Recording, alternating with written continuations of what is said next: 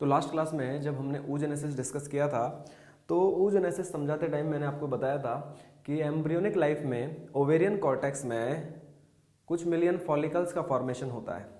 हर follicle के centre में रखा होता है प्राइमरी oocyte और उस प्राइमरी oocyte के चारों तरफ कुछ स्ट्रोमल सेल्स एक लेयर की फॉर्म में अरेंज हो जाती हैं और उन स्ट्रोमल सेल्स को हम क्या कहते हैं? Follicular cells. तो ये सेंटर में प्राइमरी oocyte और ये उसके चारों तरफ क्या है? Follicular cells. हालांकि एक डिफरेंस ये होता है कि जो स्ट्रोमल सेल्स होती हैं वो फ्लैट सेल्स होती हैं, लेकिन जब ये सेल्स इस प्राइमरी oocyte के चारों तरफ अरेंज्ड होती हैं एज फॉलिकुलर सेल्स तो इनका शेप चेंज हो जाता है, ये क्यूबॉइडल या कॉलमनर शेप की हो जाती हैं।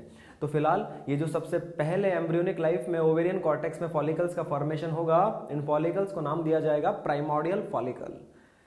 क्या लिखा है मैंने यहाँ पर? Few million. वैसे अगर डेटा लेना चाहें तो जो आज तक के अकॉर्डिंग मैक्सिमम डेटा किसी बुक में लिखा हुआ तो 7 million total in both ovaries, लेकिन अपन यहाँ पर फ्यू मिलियंस लिख देते हैं क्योंकि कोई एग्जैक्ट डेटा नहीं है। फिर बात करते हैं फॉर्म ड्यूरिंग एम्ब्रियोनिक लाइफ।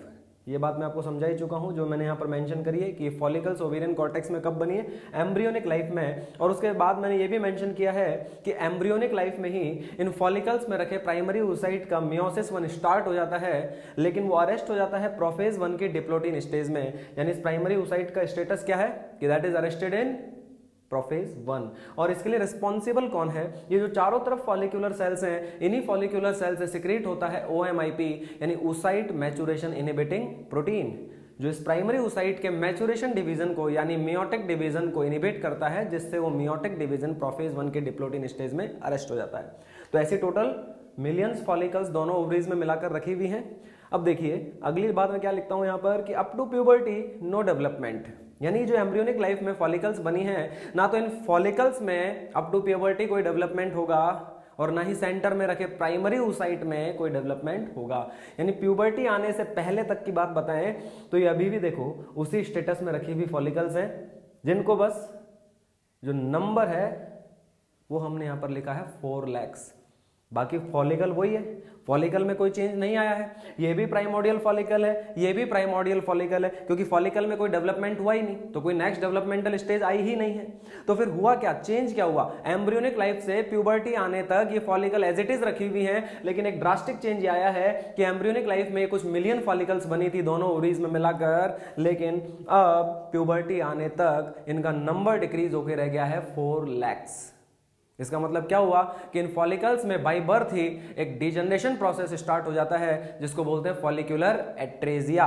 तो थोड़ा सा जानते हैं फॉलिकुलर एट्रेजिया के बारे में। बेसिकली जो फॉलिकुलर एट्रेजिया है, it is an example of apoptosis. Apoptosis का मतलब होता है प्रोग्राम्ड सेल डेथ, जिसमें बॉडी की सेल जो एक अपने आप ही किसी जीन के एक्टिवेशन की वजह से मरती जाती हैं। यानी एक जीन होता है जिसे आप बोल सकते हैं अपोप्टोटिक जीन या सुसाइड जीन, जिसके एक्सप्रेशन से वो सेल्स मरती जाती हैं। यानी बॉडी अपनी सेल्स की डेथ को ही क्या कर रही है? प्रोग्राम्ड कर रही है, यानी प्रोग्राम्ड सेल डेथ, और इसी को कहते हैं अपोप्टोसिस। तो by birth in follicular cells के अंदर डिजनरेशन स्टार्ट हो जाता है, अपोप्टोसिस स्टार्ट हो जाता है, और इस प्रोसेस को बोलते हैं फॉलिकुलर एट्रेजिया। तो that is an example of apoptosis. तो अब ध्यान से सुने, जो ये फॉलिकल्स डिजनरेट होती जाएंगी तो अब ये फॉलिकल डेड फॉलिकल्स हैं, ये किसी काम की फॉलिकल्स नहीं है, ये प्यूबर्टी आने के बाद किसी तरह का डेवलपमेंट शो नहीं करेंगी। इन्हें बोलते हैं एट्रेटिक फॉलिकल्स। अब इन एट्रेटिक फॉलिकल्स का होता क्या है?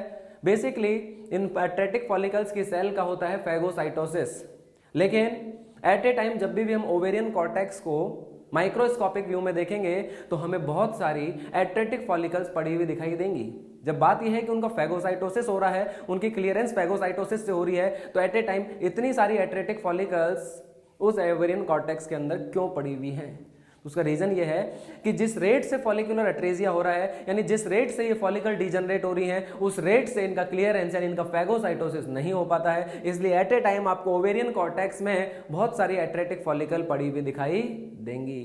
तो इतना सा मतलब समझिए कि एम्ब्रियोनिक लाइफ में कुछ मिलियन फॉलिकल्स बनी थी, लेकिन प्यूबर्टी आते आते तक ओवेरियन कॉर्टेक्स में दोनों ओवेरीज में मिलाकर टोटल फॉलिकल्स कितनी बची हैं? 4 lakhs। बाकी फॉलिकल्स बाय बर्थ डिजनरेट होकर एट्रेटिक फॉलिकल्स में कन्वर्ट हो चुकी हैं, यानी अब बची कुछ जिंदा फॉलिकल कितनी है?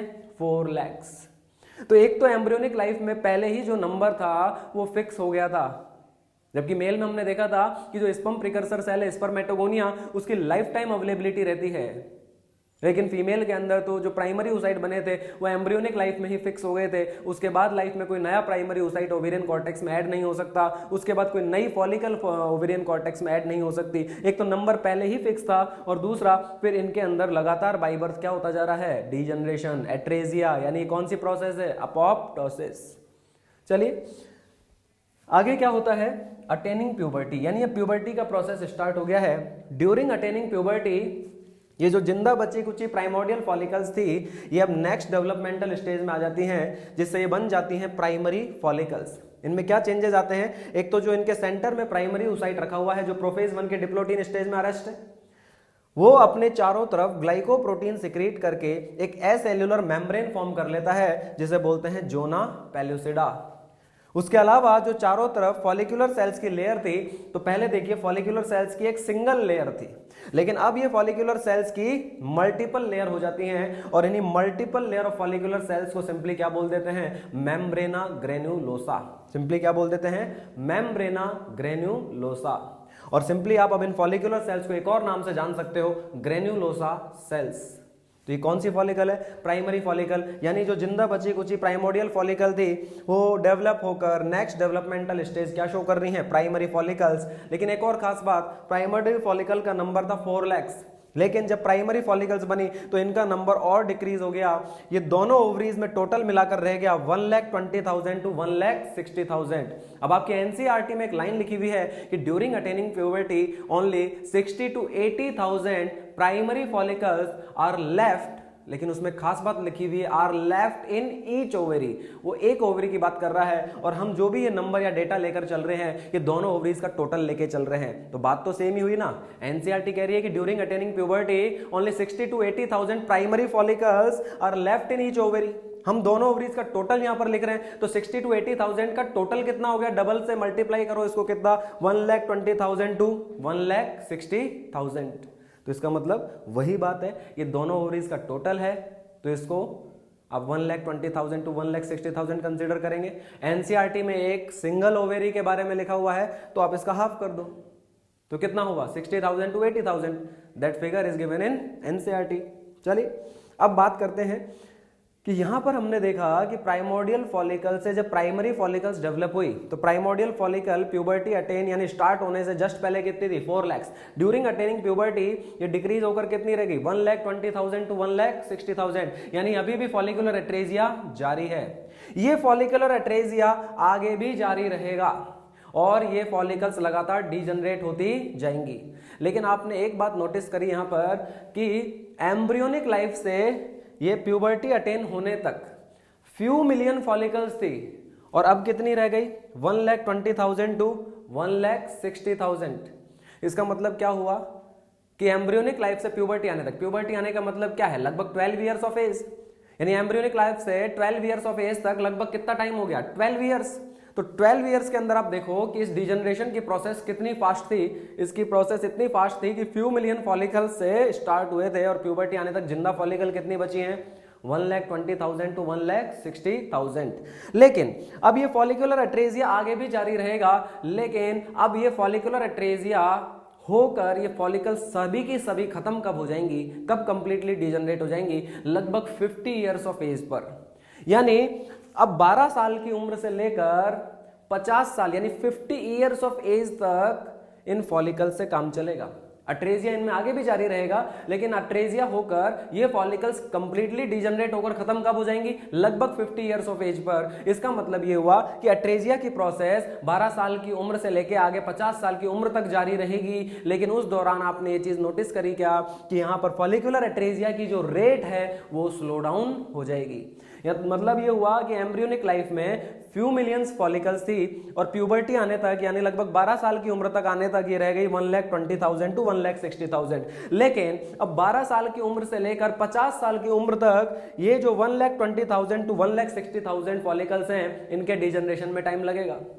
यानी ये मतलब हुआ कि अब लगभग आगे 38 ईयर्स एज ड्यूरेशन यानी 12 ईयर्स से लेके 50 ईयर्स ऑफ एज के बीच में ड्यूरेशन कितना हो गया, 38 ईयर्स का। यानी ये बची कुची फॉलिकल्स अब कितने टाइम में डीजनरेट होंगी, कितनी ड्यूरेशन में डीजनरेट होंगी, 38 ईयर्स में। इसका मतलब डीजनरेशन जारी है लेकिन उसकी रेट क्या हो गई है, स्लो डाउन। तो इसके लिए रिस्पॉन्सिबल फैक्टर कौन है कि क्यों प्यूबर्टी अटेन होने के बाद फॉलिकुलर एट्रेजिया की रेट स्लो डाउन हो जाती है? तो उसका एक सिंपल सा रीजन है कि प्यूबर्टी अटेन होने पर एंटीरियर पिट्यूटरी से एक हार्मोन रिलीज होने लगता है, दैट इज एफएसएच। और एफएसएच यानी फॉलिकुलर स्टिमुलेटिंग हार्मोन, जो कि इन फॉलिकुलर एट्रेजिया को रेट को स्लो डाउन कर देता है।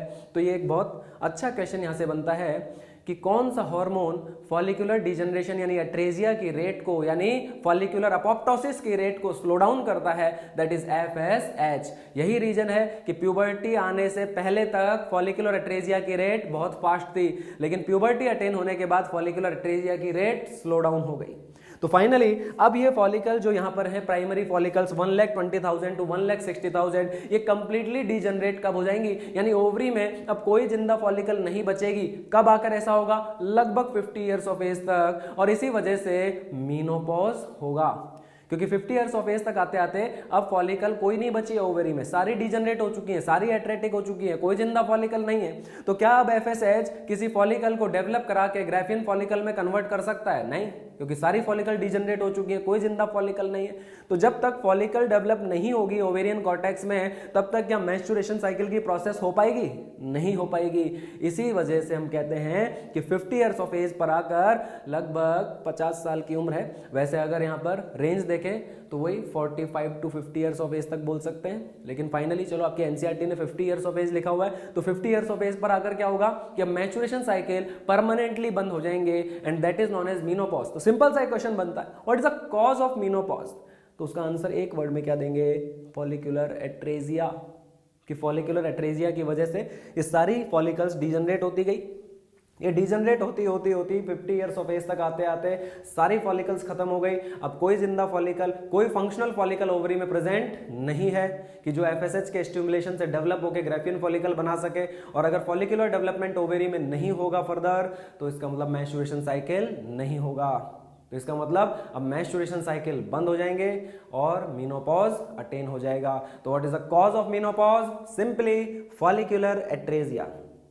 चलते हैं आगे कि ड्यूरिंग अटेनिंग प्यूबर्टी ये प्राइमोडियल फॉलिकल बची कुची किस में कन्वर्ट हो चुकी हैं, प्राइमरी फॉलिकल्स में। अब आगे क्या होगा, अब मैं आगे लिख रहा हूं maturation cycle start during starting of maturation cycle. मतलब अब क्या होगा, प्यूबर्टी अटेन हो गई है, मैच्योरेशन साइकिल स्टार्ट हो रहे हैं, तो during starting of each maturation cycle, यानी आप जानते हैं मैच्योरेशन साइकिल कितने डेज का होता है, आइडियली 28 डेज का। तो जब मैच्योरेशन साइकिल स्टार्ट होता है तो इनिशियल डेज के अंदर, यानी during starting of each maturation cycle 6 to 10 primary follicles are stimulated by FSH. यानी हर मैच्योरेशन साइकिल के स्टार्टिंग में एंटीरियर पिट्यूटरी से एफएसएच का सिक्रीशन होता है। ये एफएसएच ब्लड के थ्रू ओवेरी तक पहुंचता है और ओवेरी में आकर कोई 6 to 10 प्राइमरी फॉलिकल्स स्टिमुलेट होती हैं। अब ये 6 to 10 फॉलिकल्स ही क्यों स्टिमुलेट हुई, इसका सिंपल सा लॉजिक है कि जो एफएसएच की क्वांटिटी एंटीरियर पिट्यूटरी से मैच्योरेशन साइकिल के स्टार्टिंग में रिलीज होती है वो इतनी ही होती है कि that is sufficient only to stimulate 6 to 10 follicles. अब इसमें से भी देखें, but only one is developed as secondary follicle. उन 6 to 10 फॉलिकल्स में से भी जो स्टिमुलेट हुई है ना, उनमें से भी कोई एक फॉलिकल जो सबसे ज्यादा सेंसिटाइज हुई होगी एफएसएच से, वही डेवलप होकर क्या बनेगी, सेकेंडरी फॉलिकल। तो इसका मतलब हर मैच्योरेशन साइकिल के स्टार्टिंग में एंटीरियर पिट्यूटरी से एफएसएच आएगा, ओवेरी में पहुंचकर वो 6 to 10 प्राइमरी फॉलिकल्स को स्टिमुलेट करेगा, और उन 6 to 10 में से भी जो सबसे ज्यादा सेंसिटाइज होगी वही डेवलप होकर क्या बनेगी, सेकेंडरी फॉलिकल। तो इसका मतलब क्या होगा कि अब ओवेरियन कॉर्टेक्स में बहुत सारी क्या पड़ी हुई है, प्राइमरी फॉलिकल्स। तो क्या सारी प्राइमरी फॉलिकल्स जो यहाँ पर ये इतनी पड़ी हुई हैं, ये हर मैच्योरेशन साइकिल के स्टार्टिंग में एक साथ डेवलप हो जाएंगी? नहीं, ये सारी पड़ी हुई हैं। इनमें से ये जो इतनी सारी प्राइमरी फॉलिकल्स पड़ी हुई हैं, इनमें से कोई 6 to 10 स्टिमुलेट होंगी हर साइकिल में, और उनमें से भी कोई एक डेवलप होकर क्या बनेगी, सेकेंडरी फॉलिकल। तो बाकी प्राइमरी फॉलिकल अभी भी ओवेरियन कॉर्टेक्स में पड़ी हुई है, वो क्या कर रही है, अपनी बारी का इंतजार। इस बार अगर नंबर नहीं आए, क्योंकि तो रैंडम सिलेक्शन है, क्योंकि एफएसएच आया है, वो किसी भी 6 to 10 फॉलिकल को स्टिमुलेट कर सकता है, और उनमें से कोई भी एक ज्यादा सेंसिटाइज होकर क्या बन सकती है, सेकेंडरी फॉलिकल। तो चांस की बात है। तो बाकी जो प्राइमरी फॉलिकल्स ओवेरियन कॉर्टेक्स में पड़ी हुई हैं वो अभी भी पड़ी हुई हैं। तो इस बार नंबर नहीं आया तो कोई बात नहीं, ये पूल अगला मेंस्ट्रुएशन साइकिल होगा उसमें से कोई 6 to 10 स्टिमुलेट होकर किसी एक का नंबर आ जाएगा। फिर जब उससे अगला मेंस्ट्रुएशन साइकिल होगा तो इन प्राइमरी फॉलिकल्स में से फिर से कोई 6 to 10 स्टिमुलेट होंगी और उनमें से कोई एक डेवलप होकर सेकेंडरी फॉलिकल बन जाएगी। तो इस तरीके से एक साइकिल में इन इतनी सारी यानी 1,20,000 to 1,60,000 प्राइमरी फॉलिकल्स में से कोई 6 to 10 ही स्टिमुलेट होगी और उनमें से कोई एक डेवलप होकर क्या बनेगी, सेकेंडरी फॉलिकल्स। और बाकी ये इतनी सारी जो प्राइमरी फॉलिकल्स रखी हुई हैं इनमें फॉलिकुलर एट्रेजिया की प्रोसेस तो चली रही है, इनमें डीजनरेशन की प्रोसेस तो चली रही है, वो तो चलती जाएगी। और बाकी जो जिंदा बची हुई होंगी उनमें से वो एक मैच्योरेशन साइकिल के अंदर डेवलप होकर क्या बनेगी, सेकेंडरी फॉलिकल। और जो इनमें से एक डेवलप होकर सेकेंडरी फॉलिकल बनेगी वही सेकेंडरी फॉलिकल फर्दर डेवलप होकर क्या बनेगी, टर्शरी फॉलिकल। तो पहले तो ये देखते हैं कि जब ये प्राइमरी फॉलिकल सेकेंडरी फॉलिकल में डेवलप होती है तो इसमें क्या क्या चेंजेस आते हैं। तो आप खुद देखिए, ये प्राइमरी फॉलिकल की स्ट्रक्चर है, ये सेकेंडरी फॉलिकल है। वो देखो प्राइमरी फॉलिकल में प्राइमरी ओसाइट के चारों तरफ जोना पेलिसिडा थी, वही इस प्राइमरी ओसाइट के चारों तरफ जोना पेलिसिडा यहाँ पर है। फिर यहाँ चारों तरफ फॉलिकुलर सेल्स की मल्टीपल लेयर बन गई थी जिन्हें हमने बोला था मेम्ब्रेना ग्रेन्युलोसा, और इन सेल्स को, इन फॉलिकुलर सेल्स को हम एक और क्या नाम दे रहे थे, ग्रेन्युलोसा सेल्स। यहाँ डिफरेंस ये आ रहा है कि प्राइमरी फॉलिकल के कंपैरिजन में सेकेंडरी फॉलिकल में मेम्ब्रेना ग्रेन्युलोसा की जो लेयर्स थी उनका नंबर बढ़ गया है।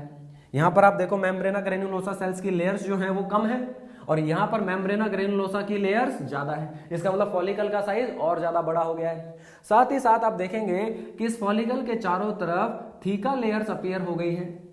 ये भी एक क्वेश्चन बनता है एनसीईआरटी के अकॉर्डिंग कि सबसे पहले थीका लेयर्स कौन सी फॉलिकल में अपीयर होती हैं, तो दैट इज सेकेंडरी फॉलिकल। तो इन थीका लेयर्स में से भी आप देखेंगे एक तो अंदर की तरफ आपको ये ब्लू वाली थीका लेयर नजर आ रही है। ये ब्लू जो है ये सेल्यूलर थीका लेयर है। सेल्यूलर मींस ये सेल से बनी हुई है। ये सेल्स होती हैं एंडोक्राइन नेचर की जिन्हें बोलते हैं थीका सेल्स। इन सेल्स को क्या कहा जाता है, थीका सेल्स। एंडोक्राइन नेचर की सेल्स हैं और इनसे ईस्ट्रोजन हार्मोन रिलीज होता है। जबकि आप देखेंगे बाहर की तरफ जो ये थीका लेयर है जो मैंने ग्रीन कलर से बनाई है, ये एक एसेल्यूलर थीका लेयर है जो बनी हुई है कोलेजन फाइबर से। इसलिए याद रखेंगे कि यहाँ पर दो थीका लेयर्स में बाहर वाली जो है तो उसको नाम दे दिया गया थीका एक्सटर्ना, जो कि एक एसेल्यूलर लेयर है जो कि फाइब्रस कनेक्टिव टिश्यू यानी कोलेजन फाइबर से बनी हुई है। जबकि अंदर वाली जो थीका लेयर है वो है थीका इंटरना, वो सेल्यूलर थीका लेयर है जो एंडोक्राइन नेचर की है, जिन सेल्स को कहा जाता है थीका सेल, जो रिलीज करती है एस्ट्रोजन हार्मोन्स। तो ये थीका लेयर सबसे पहले अपीयर कब हुई, सेकेंडरी फॉलिकल में। लेकिन अभी जो ये थीका लेयर सेकेंडरी फॉलिकल्स में अपीयर हुई हैं, ये थीका लेयर्स अभी पूरी तरीके से ऑर्गेनाइज्ड या डिफरेंशिएटेड नहीं है। ऑब्वियस सी बात है, कोई चीज पहले धीरे धीरे अपीयर हो रही है, फिर टाइम बीइंगली वो धीरे धीरे ऑर्गेनाइज्ड होती जाएगी, डिफरेंशिएट होती जाएगी। तो फिलहाल हम कह तो सकते हैं कि सेकेंडरी फॉलिकल के अराउंड चारों तरफ क्या अपीयर हो चुकी है, थीका लेयर्स। लेकिन ये थीका लेयर्स ऑर्गेनाइज्ड कब होंगी, वेल डिफरेंशिएटेड कब होंगी, जब वो टर्शरी फॉलिकुलर स्टेज में आ जाएगी। तो अब देखिए ये सेकेंडरी फॉलिकल, एक सेकेंडरी फॉलिकल डेवलप हुई, अब यही सेकेंडरी फॉलिकल और ज्यादा डेवलप होकर क्या बन रही है, टर्शरी फॉलिकल। तो अब आप देखिए इस सेकेंडरी से टर्शरी फॉलिकल के अंदर क्या डिफरेंस आ रहा है, ध्यान से सुनेंगे। बाहर तो वही थीका लेयर्स है, वो थीका लेयर्स के लिए मैंने आपको कहा था कि थीका लेयर्स अपीयर कब हो गई थी, थीका एक्सटर्ना थीका इंटरना, ये से लेयर्स अपीयर कब हो गई थी, ये अपीयर हो गई थी सेकेंडरी फॉलिकुलर स्टेज में। लेकिन ये theca layers organised, well differentiated, demarcated कब हो जाएंगी, टर्शरी फॉलिकल में। तो अब आप देखेंगे कि यहां पर इस टर्शरी फॉलिकल के अंदर आकर ये थीका लेयर्स बिल्कुल क्या हो चुकी हैं, ऑर्गेनाइज्ड। तो एक बात तो श्योर है कि मैंने आपको बोला था जो थीका इंटरनल लेयर है, उस थीका इंटरनल लेयर का एंडोक्राइन नेचर है जो ईस्ट्रोजन रिलीज करता है। तो हम कहते हैं कि हर मैच्योरेशन साइकिल में जब फॉलिकल स्टिमुलेट होकर डेवलप होने लगती है प्राइमरी से सेकेंडरी, सेकेंडरी से टर्शरी, तो जैसे जैसे ये फॉलिकल्स डेवलप होती जाती हैं वैसे वैसे थीका लेयर ऑर्गेनाइज्ड होती जाती है, डिफरेंशिएटेड होती जाती है और उनसे एस्ट्रोजन हार्मोन का सिक्रीशन बढ़ता जाता है। इसका मतलब क्या हुआ कि जैसे जैसे ओवेरियन फॉलिकल हर मैच्योरेशन साइकिल के स्टार्टिंग से डेवलप होना शुरू होती हैं वैसे वैसे बॉडी के अंदर एस्ट्रोजन हार्मोन का लेवल बढ़ता जाता है। चलिए दूसरा डिफरेंस हम क्या देख रहे हैं कि यहां पर एक कैविटी अपीयर हो गई है। आप देखें कि यहाँ पर इस सेकेंडरी फॉलिकल में फॉलिकुलर सेल्स के बीच में कोई गैप, कोई स्पेस, कोई कैविटी नहीं थी, यानी यहाँ पर किसी तरह का कोई स्पेस आपको नजर नहीं आ रहा है, लेकिन यहाँ पे आपको एक कैविटी नजर आएगी। इस कैविटी को बोलते हैं फॉलिकुलर कैविटी या एंट्रम। ऐसा इसलिए होता है कि जैसे जैसे फॉलिकल डेवलप होती है वैसे वैसे इन ग्रेन्युलोसा यानी फॉलिकुलर सेल्स का सेक्रेटरी नेचर बढ़ता जाता है, जिससे क्लियर फ्लूइड सेक्रेट होता है। उस फ्लूइड की वजह से इन फॉलिकुलर सेल्स के बीच में गैप क्रिएट होता है और उस गैप की वजह से यहाँ एक कैविटी अपीयर हो जाती है। तो ऑब्वियस सी बात है, जिस फ्लूइड के प्रेजेंस के कारण ये कैविटी अपीयर हुई है, तो इस कैविटी में वही फ्लूइड तो भरा हुआ होगा। इस फ्लूइड को सिंपली क्या बोलते हैं? इसको बोलते हैं लिकर फॉलिक्यूलाई या फॉलिकुलर फ्लूइड या एंट्रल फ्लूइड। तो सीधी सी बात, इस कैविटी को नाम क्या दे दिया? एंट्रम, या आप इसको बोल सकते हैं फॉलिकुलर कैविटी सिंपली। और इसके अंदर क्या भरा हुआ है? क्लियर फ्लूइड, जिस फ्लूइड की वजह से ये अपीयर हुई है, तो उस फ्लूइड को नाम क्या दे दिया? एंट्रल फ्लूइड या फॉलिकुलर फ्लूइड। तो सीधी सी बात, एक एनसीईआरटी की लाइन आती है कि सबसे पहले एंट्रम कौन सी फॉलिकल में अपीयर होती है? तो दैट इज टर्शरी फॉलिकल, या यूं बोल दो, जब से आपको फॉलिकल के अंदर कैविटी नजर आने लग जाए उस टाइम से आप उसको अब क्या बोल सकते हो? Tertiary follicle. लेकिन देखिए, मैंने यहाँ टर्शरी फॉलिकल में भी एक बात मेंशन करी है कि it is early tertiary follicle, यानी टर्शरी फॉलिकल की भी क्या है? Early stage. अब जो हम नेक्स्ट फॉलिकल बनाएंगे, यानी अब यही early tertiary follicle further develop होकर एक मैच्योर टर्शरी फॉलिकल में कन्वर्ट होगी, और उसी मैच्योर टर्शरी फॉलिकल को क्या बोलेंगे? Graafian follicle. तो वो ग्राफियन फॉलिकल क्या कैरेक्टरिस्टिक शो करती है, क्या उसकी स्ट्रक्चर है, वो सब हम यहां पर जानेंगे।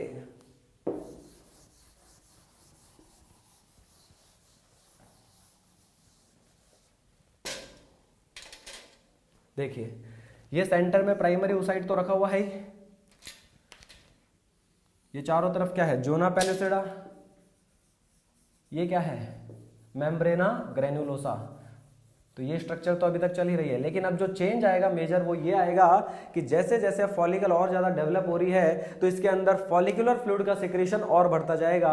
फॉलिकुलर फ्लूइड का सिक्रेशन बढ़ने से एंट्रम का जो साइज है वो बड़ा होता जाएगा, और एंट्रम कुछ इस तरीके से इतनी बड़ी होकर हमें नजर आएगी।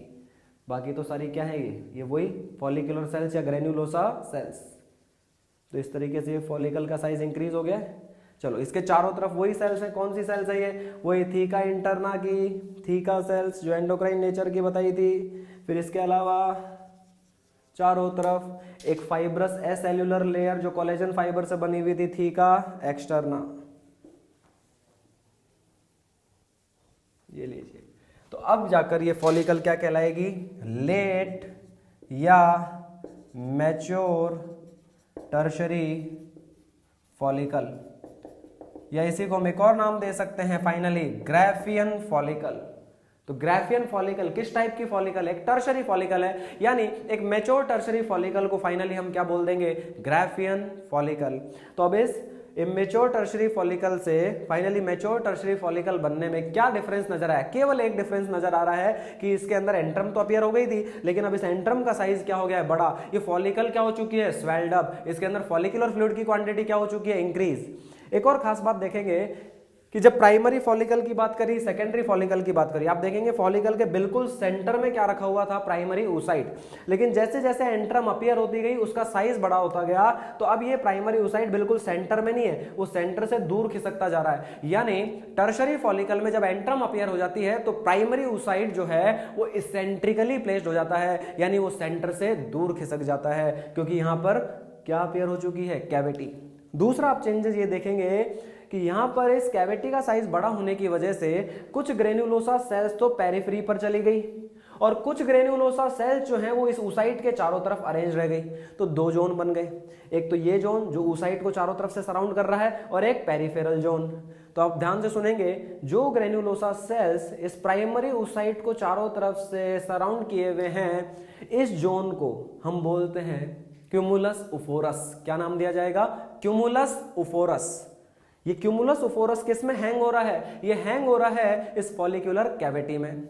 दूसरा, अगर हम इस जोन को ऑब्जर्व करें, बना हुआ तो ये भी ग्रेन्युलोसा सेल से ही है, ये कोई अलग से स्ट्रक्चर नहीं है, लेकिन बस इस जोन की खास बात ये है, ये वो एरिया है जो क्यूमुलस ओफोरस को पेरिफेरल फॉलिकुलर सेल से क्या कर रहा है, अटैच। और इस अटैचमेंट जोन को नाम क्या दिया जाता है, जर्म हिल या डिस्कस प्रोलिजिरस। तो इनका नाम लिख देते हैं अपन। ये यहां पर क्या हो जाएगा, ये तो हो गया क्यूमुलस ओफोरस, ये क्यूमुलस ओफोरस। तो क्यूमुलस ओफोरस जोन कौन सा है, इस प्राइमरी ओसाइट के चारों तरफ जो ग्रेन्युलोसा सेल्स हैं, इस जोन को नाम क्या दे दिया, क्यूमुलस ओफोरस। और इसी क्यूमुलस ओफोरस के बिल्कुल सेंटर में क्या रखा हुआ है, प्राइमरी ओसाइट। चलें, तो अब हम क्या देखेंगे कि ये फॉलिकल, क्या इस फॉलिकल के बिल्कुल सेंटर में प्राइमरी ओसाइट है, नहीं। इस फॉलिकल का जो क्यूमुलस ओफोरस जोन है उसके सेंटर में क्या रखा हुआ है, प्राइमरी ओसाइट। चलो, अब इस क्यूमुलस ओफोरस को जो पार्ट किससे अटैच कर रहा है, पेरिफेरल फॉलिकुलर या ग्रेन्युलोसा सेल से, उस अटैचमेंट जोन को नाम क्या दे देंगे, डिस्कस प्रोलिजेरस या जर्म हिल। तो ये कुछ नए नाम आ गए हैं, क्योंकि हुआ बस इतना सा है कि एंट्रम के अपीयर होने की वजह से यहाँ पर फॉलिकुलर सेल्स से दो तरह से अरेंजमेंट हुआ है। एक तो कुछ फॉलिकुलर सेल्स पेरिफेरी पे शिफ्ट हो गई हैं, कुछ प्राइमरी ओसाइट के चारों तरफ ही रह गई हैं। ये क्यूमुलस ओफोरस जोन है, और जो अटैचमेंट जोन इस क्यूमुलस ओफोरस को पेरिफेरल फॉलिकुलर सेल से अटैच करेगा उसको सिंपली नाम दे दिया गया है जर्म हिल। तो अब आप देखिए, अब आपके सामने बोर्ड पे जो डायग्राम बना हुआ है, ये कहां से स्टार्ट हो रहा है, प्राइमरी फॉलिकल से। मैंने कहा था कि ड्यूरिंग अटेनिंग प्यूबर्टी ओवरी में जो भी जिंदा फॉलिकल्स हैं वो सब क्या हैं, प्राइमरी फॉलिकल्स। क्योंकि जितनी भी प्राइमोडियल फॉलिकल जिंदा बची थी वो सब किस में कन्वर्ट हो चुकी हैं, प्राइमरी में। अब ये है प्राइमरी फॉलिकल्स का पूल, दोनों ओवरीज में मिलाकर टोटल 1,20,000 to 1,60,000। हाँ ठीक है, इनमें भी आगे एट्रेजिया जारी रहेगा, लेकिन मैंने कहा था प्यूबर्टी अटेन होने के बाद फॉलिकुलर एट्रेजिया की रेट क्या हो जाती है, स्लो डाउन। तो अब क्या होगा, अब हर मैच्योरेशन साइकिल के स्टार्ट में, क्योंकि मैच्योरेशन साइकिल मंथली साइकिल है, 28 डेज का साइकिल है, तो हर साइकिल में वही कहानी रिपीट होती है। तो हर मैच्योरेशन साइकिल के स्टार्टिंग में जब एफएसएच आएगा तो इतनी सारी रखी हुई प्राइमरी फॉलिकल्स में से कोई 6 to 10 स्टिमुलेट होंगी, और उनमें से कोई एक डेवलप होकर सेकेंडरी बनेगी, वही सेकेंडरी फर्दर डेवलप होकर टर्शरी बनेगी। पहले अर्ली टर्शरी फॉलिकुलर स्टेज आएगी, फिर लेट टर्शरी यानी मैच्योर टर्शरी फॉलिकुलर स्टेज आएगी, और उसी को बोलेंगे ग्राफियन फॉलिकल। तो मुझे बताइए, मैच्योरेशन साइकिल का स्टार्टिंग डे क्या है, फर्स्ट डे। और ओव्यूलेशन कब होता है, ओव्यूलेशन के बारे में मैंने आपको oogenesis में भी समझाया था कि 14th डे पर ग्राफियन फॉलिकल क्या हो जाती है, रप्चर, और उसके अंदर जो रखा हुआ oocyte है वो रिलीज होकर ओवेरी से बाहर चला जाता है। तो आप मुझे ये बताइए, इस प्राइमरी फॉलिकल से डेवलपमेंट स्टार्ट होकर और इस ग्राफियन फॉलिकल बनने तक का जो डेवलपमेंट है, ये मैच्योरेशन साइकिल के कौन से दिनों में हुआ होगा, ऑब्वियसली फर्स्ट से 14th डे के बीच में। तो ये सारी कहानी जो चल रही है, इस प्राइमरी फॉलिकल के स्टिमुलेट होकर डेवलपमेंट स्टार्ट होने से लेकर और ग्राफियन फॉलिकल बनने तक, ये कहानी फर्स्ट से 14 डे के बीच में है। क्योंकि ऑब्वियस सी बात है, यहां मैंने क्या लिखा है, during starting of each maturation cycle. Starting कब होती है मैच्योरेशन साइकिल की, क्या बोलते हैं उस दिन को, फर्स्ट डे। तो इसका मतलब ये सारी कहानी फर्स्ट डे के बाद ही स्टार्ट हुई है। और फिर मैं कहता हूं 14 डे पे ग्राफियन फॉलिकल रप्चर हो जाती है, क्या अभी रप्चर हुई है ग्राफियन फॉलिकल, नहीं। तो इसका मतलब ये 14 डे से जस्ट पहले की कहानी, यानी ये पूरी कहानी जो बोर्ड पर बनी हुई है, प्राइमरी फॉलिकल के डेवलपमेंट से लेके ग्राफियन फॉलिकल तक, ये मैच्योरेशन साइकिल के फर्स्ट से 14 डे के बीच की कहानी है। यानी एक ग्राफियन फॉलिकल एक मैच्योरेशन साइकिल में डेवलप होती है। तो बताइए, इस ग्राफियन फॉलिकल का क्या होगा, अब ये 14 डे पे ग्राफियन फॉलिकल रप्चर होगी, लेकिन उसके रप्चर होने से पहले एक और काम होगा, ध्यान से सुनिए। मैच्योरेशन साइकिल के 13th डे पर, यानी लगभग मिड साइकिल पर, FSH LH हार्मोन की क्वांटिटी बहुत ज्यादा बढ़ जाती है। देखिए, एक तो मैंने बोला कि FSH की क्वांटिटी मैच्योरेशन साइकिल के स्टार्टिंग में बढ़ी थी, यानी इनिशियल डेज में, तो उसकी वजह से ये फॉलिकल्स डेवलप होना शुरू हुई थी।